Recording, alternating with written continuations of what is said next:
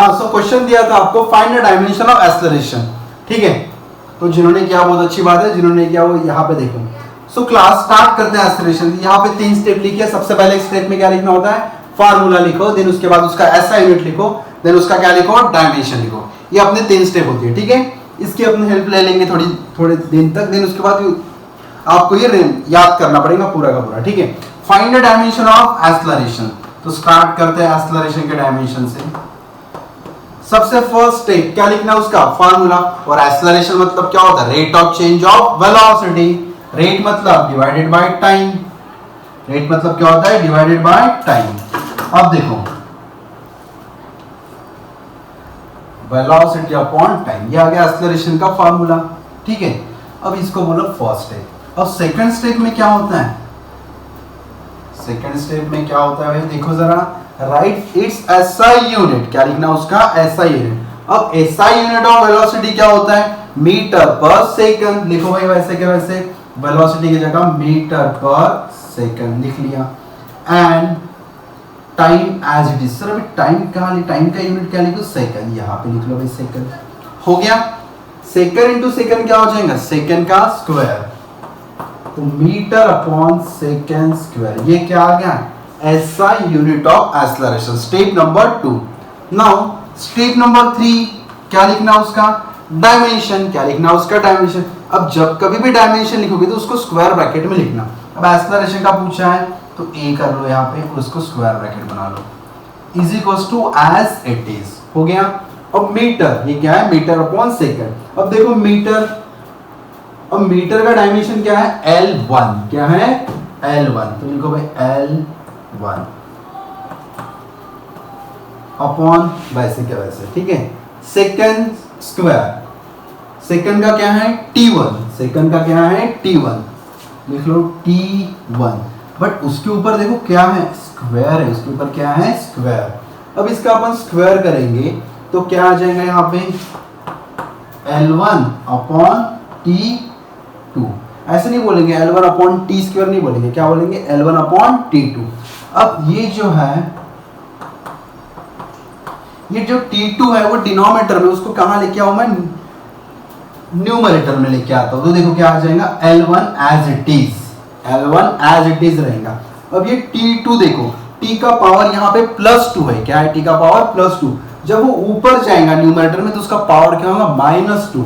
बहुत केयरफुली भाई, यहाँ पे पावर क्या होगा, -2। This is the dimension of acceleration. क्या होगा dimension of acceleration, L1 T-2। क्या होगा, L1 T-2। हो गया। अब सेकंड क्वेश्चन पूछे, dimension of force. Dimension of force, force का डायमेंशन होना है। वी नो दैट फोर्स का फॉर्मूला क्या होता है, मास इनटू एक्सेलरेशन। क्या होता है, मास इनटू एक्सेलरेशन, ये होता है उसका फॉर्मूला। स्टेप नंबर 1 कंप्लीटेड, ठीक है। Then write it's SI unit. Write it's SI unit. अब एसआई यूनिट लिख लो भाई। मास का यूनिट क्या, मास कैसे मेजर करते हैं, केजी में।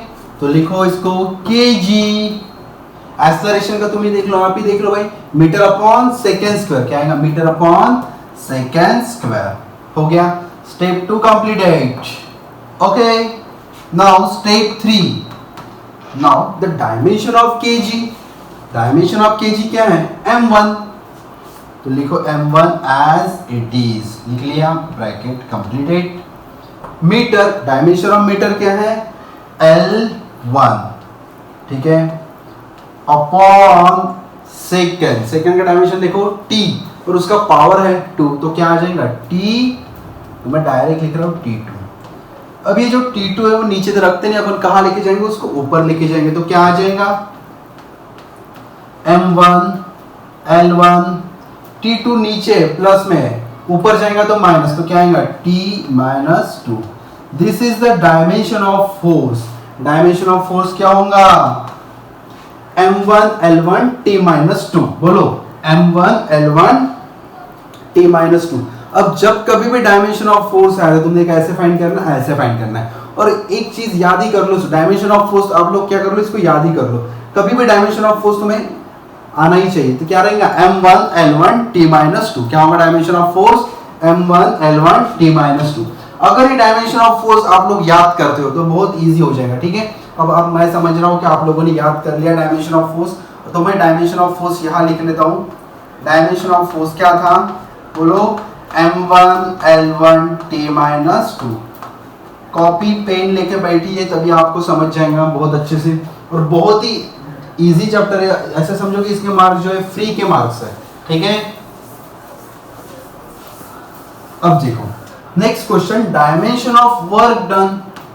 Dimension of work done, we know that work done क्या होता है, फोर्स इनटू डिस्प्लेसमेंट, मतलब वर्क का डायमेंशन फाइंड करना है। और वर्क डन का फॉर्मूला क्या होता है, फोर्स इनटू डिस्प्लेसमेंट। अगर आप लोगों ने डायमेंशन ऑफ फोर्स याद कर लिया तो देखो कितना इजी हो जाएगा। Dimension of work done find करना है, सबसे पहले तो फार्मूला लिख लिया स्टेप नंबर 1, ठीक है। देन उसका ऐसा यूनिट लिख लो, न्यूटन। फोर्स का क्या होता है, न्यूटन। डिस्प्लेसमेंट का मीटर। स्टेप नंबर 2, ठीक है। वर्क को ऐसे लिख लो। अब थर्ड स्टेप में क्या लिखते हैं, डायमेंशन लिखते हैं। अब देखो आप लोगों को तो पहले से पता है कि फोर्स का डायमेंशन क्या होता है, आप लोगों ने याद कर लिया क्या है, m1 l1 t-2। चलो एज इट इज लिख लो, क्या है फोर्स का डायमेंशन, m1 l1 t-2। और ये मीटर, मीटर का डायमेंशन क्या है, l1। तो क्या आ जाएगा वर्क डन का डायमेंशन, m1 l2 t-2। ये हो गया वर्क डन का डायमेंशन, ठीक है। उसके बाद एक क्वेश्चन जो पेपर में आता है, ये तो 11 जो स्टेट बोर्ड वाले उनको तो ये क्वेश्चन हर बार पेपर में आता ही है, ठीक है, लिख लोगे। Now next question is find the dimension of gravitational constant. क्या फाइंड करना है, डायमेंशन ऑफ ग्रेविटेशनल कांस्टेंट। अब बच्चे बड़े कंफ्यूज होते हैं ग्रेविटेशनल कांस्टेंट में। तो ग्रेविटेशनल कांस्टेंट जो होता है वो कैपिटल जी होता है। क्या होता है, कैपिटल जी। तो आप लोगों ने ग्रेविटेशनल पढ़ा होगा 10th स्टैंडर्ड में एंड 9th CBSE में भी पढ़ा होगा। तो चलो देखो ग्रेविटेशनल फोर्स ये था, F is equal to G m1 m2 upon r square, ठीक है, यही था ना ग्रेविटेशनल फोर्स।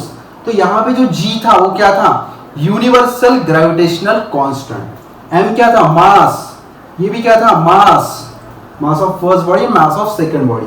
एंड ये क्या था, distance between the two masses, ये क्या था, डिस्टेंस बिटवीन टू मासेस।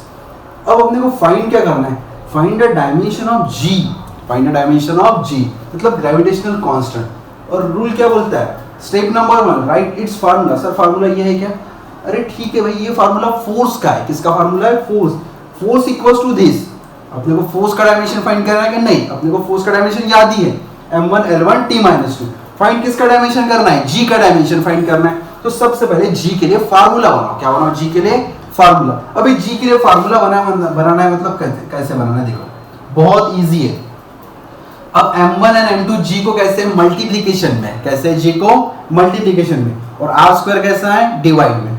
अभी देखो r स्क्वायर को मैं उधर लेके जाऊंगा, इज इक्वल टू के उधर, ये r स्क्वायर मैं इधर लेके आऊंगा। तो देखो जो r स्क्वायर डिवाइड में है वो इधर आके क्या होगा, मल्टीप्लीकेशन में। तो क्या बनेगा, f r स्क्वायर हो गया। देन उसके बाद इक्वल्स टू जी हो गया, इक्वल्स टू जी। अभी देखो m1 m2 कैसे, उसको मल्टीप्लिकेशन में, और दोनों m1 m2 को मल्टीप्लिकेशन से मैं इज इक्वल्स टू के उधर लेके आऊंगा, क्योंकि जी का मुझे क्या बनाना है, फार्मूला बनाना है। तो ये दोनों मल्टीप्लिकेशन में, तो इधर आके क्या होंगे, डिवाइड में चले जाएंगे, m1 m2। ये हो गया जी के लिए formula. Step 1 completed. Now step 2। Sir ji इस बार इधर क्यों लिखे, चलो भाई इधर लिख लो, कोई दिक्कत वाली बात नहीं, ठीक है। अब फार्मूला बनाना है, ये हो गया स्टेप नंबर 1। अभी नेक्स्ट स्टेप क्या लिखने हो, उसका ऐसा यूनिट। अब उसका ऐसा यूनिट देखो, फोर्स का क्या होता है, newton. R distance between two masses, distance कैसे मेजर करते हैं, मीटर। सर यहाँ उसका स्क्वायर है तो क्या आएगा, मीटर का स्क्वायर अपॉन केजी। सर यहाँ पे क्या होगा, केजी केजी, केजी का स्क्वायर। ये हो गया स्टेप नंबर 2।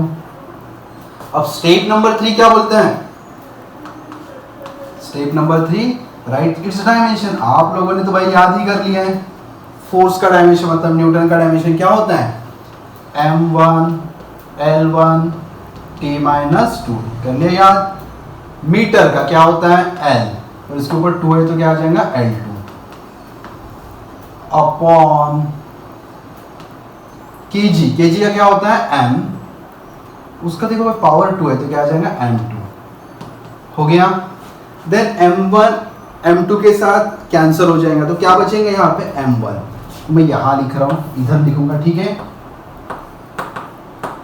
देखो m1 इसके साथ कैंसिल,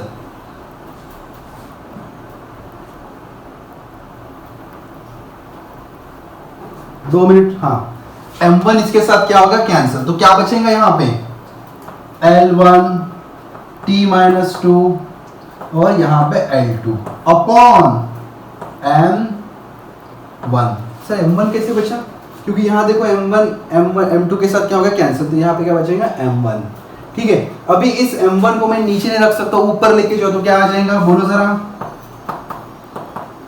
m1 है नीचे में, ऊपर जाके क्या बनेगा m-1 L1 t-2 L2 हो गया।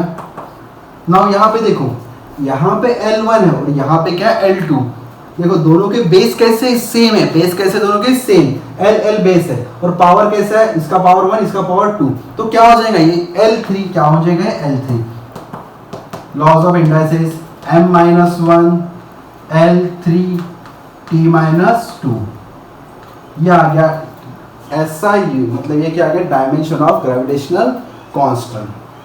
सो इसको एक बार लिख लियो और अच्छे से समझ जाओ, ठीक है। फिर कुछ होमवर्क देता हूँ, find the dimension of momentum, find the dimension of momentum, फार्मूले के साथ दूंगा m इंटू वी, mass into velocity. Find the dimension of kinetic energy, half of mv square, m stand for mass, v stand for velocity. So class that's it.